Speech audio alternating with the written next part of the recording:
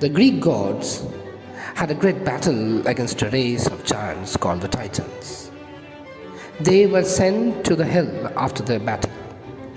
But the Titan Prometheus, known for his foresight, persuaded his brother Epimetheus to fight with the gods. As thanks, Prometheus was given the job of creating different creatures. Epimetheus was to bestow the gifts given by the gods among the creatures. To some gave flight, and others gave the ability to move in water or rest through the grass. He gave the best beast the soft fur and sharp claws. Meanwhile, Prometheus shaped the first human being out of the mud, and he formed it with the shape of the god himself. But Zeus said that they would have to be mortals and worship them, especially the inhabitants of the Mount Olympus from below. Zeus deemed humans subservient creatures, vulnerable to the elements of weather, and plead before the gods to protect themselves.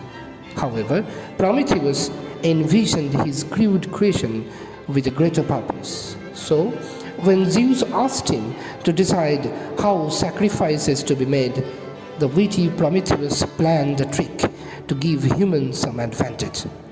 He killed the bull and divided it into two parts to present the Zeus.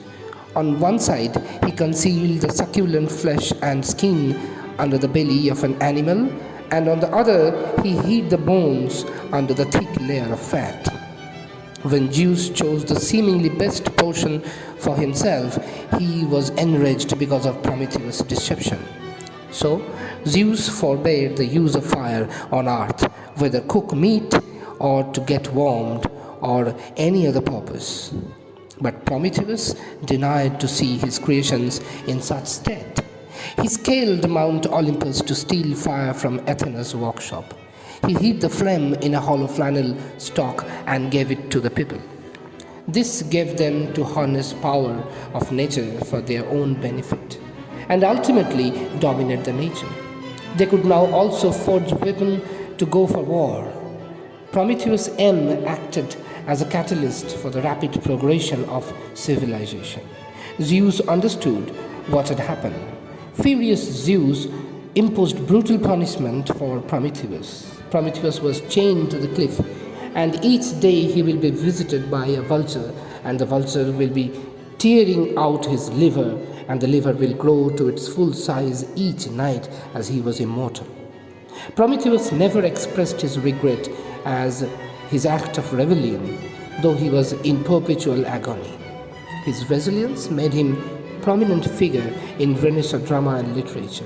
The famous poet Shelley wrote his poem on Prometheus being unbound, and he kept on spreading knowledge among humans ever after. His wife also, Mary Shelley, wrote a fiction named Frankenstein, and he named it Frankenstein, the Modern Prometheus, in order to cherish the knowledge and the spirit of knowledge that was first ignited by Prometheus.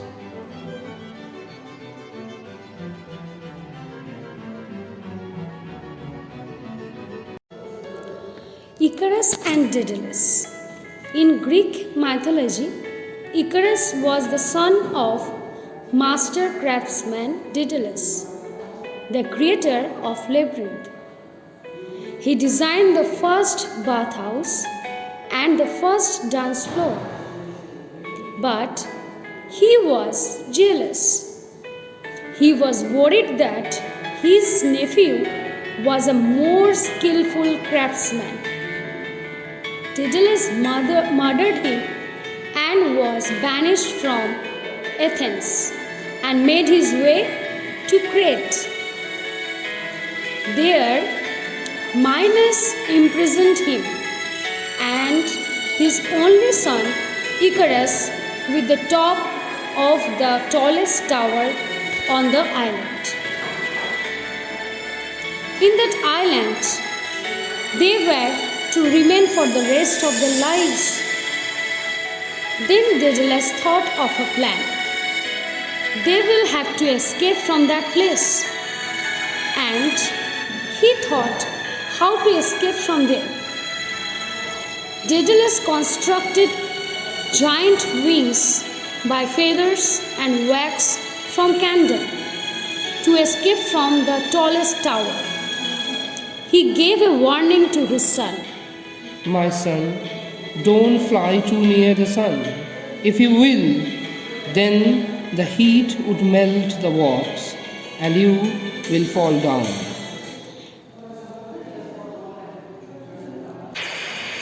As you will say, father. Then they started flying, and Icarus was overwhelmed with the ecstasy of flight, and he had a feeling of divine power. He had forgotten whatever his father has told, and he started to fly higher and higher. No, my son, my dear Icarus, don't fly near the sun. You will fall, Icarus. And finally, all the wax melted from Icarus' wings, and he had fallen from the sky. Long, long ago, there was a beautiful goddess called Eos, or in Greek version it is also called Aurora, the goddess of dawn. Dawn is the first rays of sun.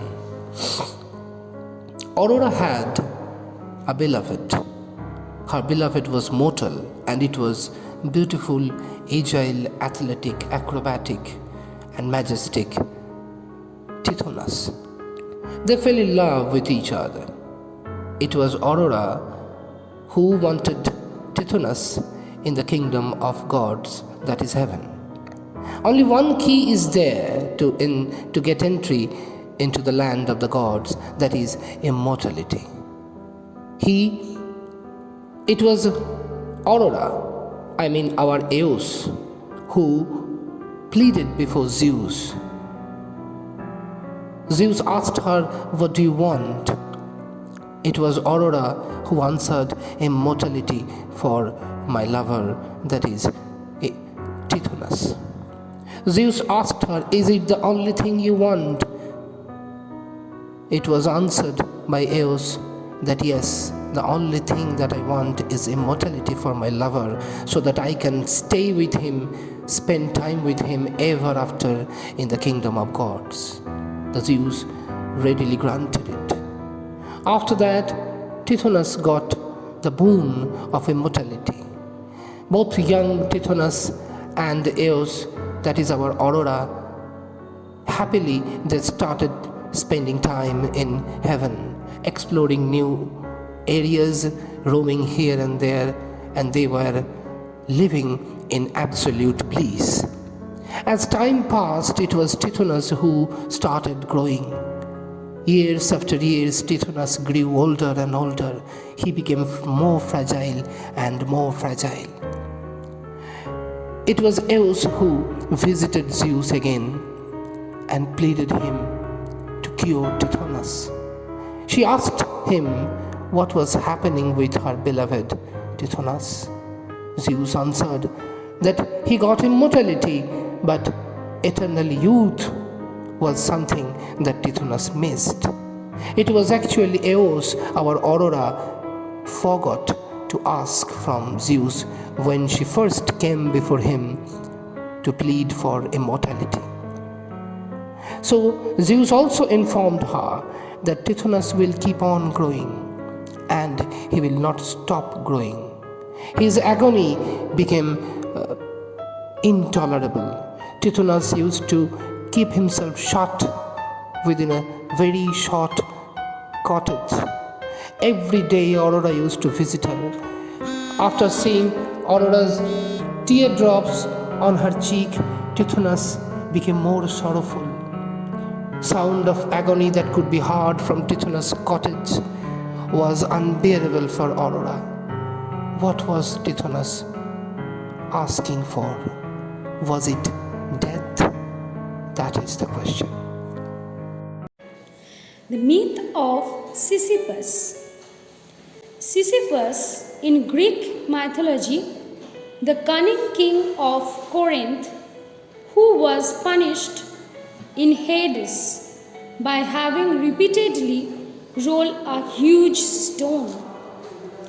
He was reputed founder of the Isthmian Games, a festival of athletic and musical competitions in honor of the sea god Poseidon. When death came to fetch him, he chained death up so that no one died. Finally, Ares came to aid death and he had to submit.